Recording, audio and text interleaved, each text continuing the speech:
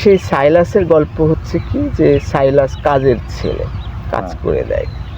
কিন্তু সাধারণ যে মানুষ, সেই মানুষের মধ্যে যেমন মহত্ব লুকিয়ে থাকে, আবার সে সাধারণ মানুষ যদি বুদ্ধি কম হয় তাহলে তার মধ্যে নোংরামি লুকিয়ে থাকে।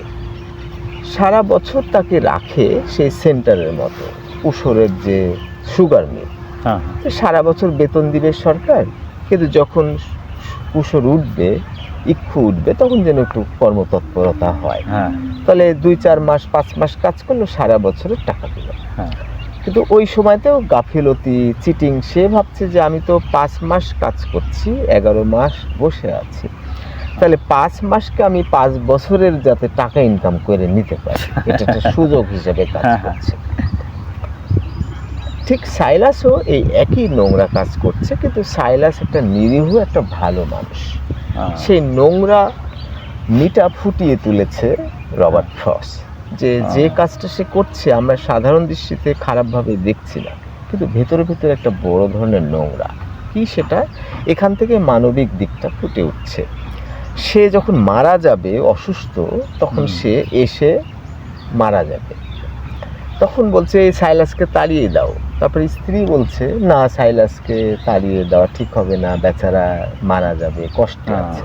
তো ওই বদমাইশকে আমার এখানে এনে খাওয়াতে পড়াতে হবে কেন? কারণ সারা বছর আমার বাড়িতেই চাকরি করে, খায়, ঘুমায়, কিন্তু যখন কাজের চাপ পড়ে, মানুষের কাজের দরকার হয়, তখন একটু বেশি টাকার লোভে তাদের বাড়িতে কাজ করে। যখন কাজের দুর্বল অবস্থা, অসহায়, আবার আমার কাছে ফিরে আসে।